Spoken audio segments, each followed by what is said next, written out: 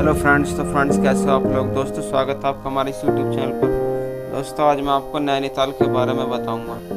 नैनीताल उत्तराखंड के सबसे खूबसूरत पर्यटन स्थलों में से एक है जो कुमाऊं पहाड़ियों के बीच स्थित है।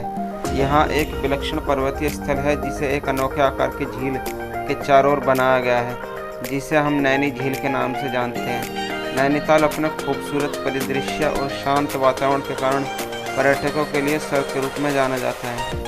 प्राकृतिक सुंदरता में झीलें के रूप में प्रसिद्ध नैनीताल में बर्फ से ढकी पहाड़ियाँ और झीलें हैं। समुद्र तल से 1938 किलोमीटर की ऊंचाई पर स्थित नैनीताल पूरे साल एक सुखद जलवायु होती है और इसे सही मायने में सभी यात्री प्रेमियों के लिए एक सुरम्य स्वर्ग कहा जाता है।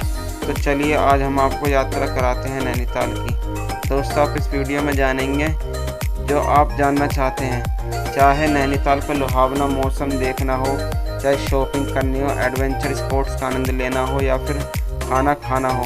इन सभी चीज़ों के शौकीन पर्यटकों के लिए कुछ ना कुछ ज़रूर है। नैनी झील के शहर के मध्य से बहती यहाँ अन्य झीलें भी हैं जो आप देख सकते हैं। यहाँ तक कि अगर आप नाव की सवारी पर भी नहीं जाना चाहते तो आप बैंकों की सैर कर झीलों की सुंदरता का आनंद ले सकते हैं। नैनीताल में कुछ पहाड़ी इलाके हैं जो शहर और इसके आसपास के क्षेत्रों में पर्यटकों के लिए आकर्षण का केंद्र हैं। इनमें से नैना पीक, टिफिन टॉप और स्नो व्यू पॉइंट शामिल हैं। ये सभी बहुत लोकप्रिय पर्यटन स्थल हैं। नैनीताल की यात्रा की योजना बनाने वाले यात्री हनुमानगढ़ी की यात्रा कर सकते हैं जो हिंदू भगवान हनुमान को समर्पित एक मंदिर के लिए प्रसिद्ध है। इसके अलावा नैना देवी मंदिर एक महत्वपूर्ण धार्मिक स्थल है जिसे भारत के 51 शक्तिपीठों में गिना जाता है। नैनीताल का अर्थ क्या है दोस्तों? नैनीताल का नाम अर्थ है द लेक ऑफ द आई। माना जाता है कि देवी सती की आंख इस जगह पर गिर गई थी, जिसके बाद इस जगह का नाम नैनीताल पड़ गया। कोई आश्चर्य नहीं है कि भारत में नैना देवी भी भारत के 51 शक्तिपीठों में से एक हैं। नैनीताल की खोज किसने की थी दोस्तों? नैनीताल शहर कई सदियों पुराना माना जाता है। एंग्लो नेपाली युद्ध के बाद कुमाऊं हिल्स ब्रिटिश शासन के अधीन आ गया था। इसके बाद शाहजहांपुर के एक चीनी व्यापारी पी बैरोन द्वारा प्रथम ब्रिटिश कॉलोनी के निर्माण के साथ ही नैनीताल के पहाड़ी शहर की स्थापना 1841 में हुई थी। कैसे अस्तित्व में आई नैनी झील? मानस खंड में नैनीताल को 3 ऋषियों की झील भी कहा गया है।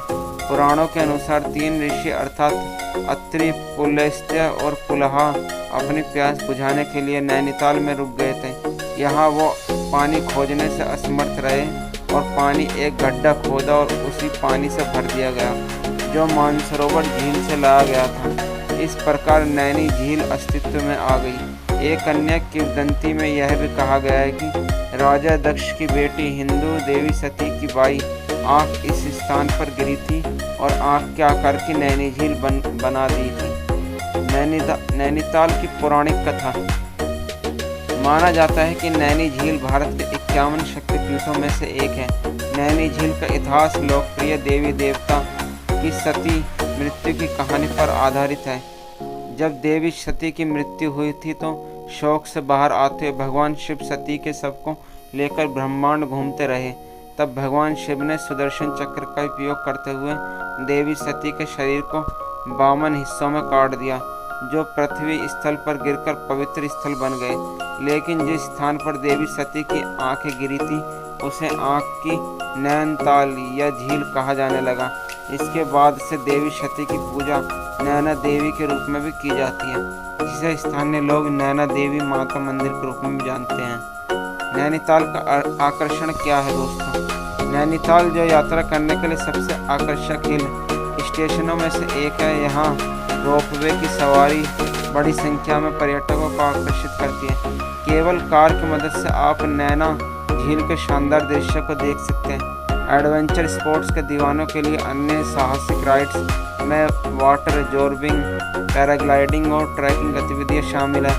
पंजाब और दिल्ली के निकटता का लाभ उठाते हुए नैनीताल में कुछ उत्कृष्ट रेस्तरां हैं जो प्रामाणिक पंजाबी और उत्तर भारतीय खाना परोसते हैं। लेकिन झील के पास सहरगाह पर दर्जनों कैफ़े हैं और आप एक शुद्ध शाम बिता सकते हैं। नैनीताल में कुछ पौराणिक किंवदंतियाँ भी जुड़ी हुई हैं जो नैना देवी मंदिर को तीर्थयात्रियों के लिए बहुत लोकप्रिय स्थान बनाती हैं। एक अन्य धार्मिक स्थान सेंट जॉन चर्च है जिसके प्रभावशाली पुरानी दुनिया की वास्तुकला और ग्लास विंडोज देखने लायक हैं।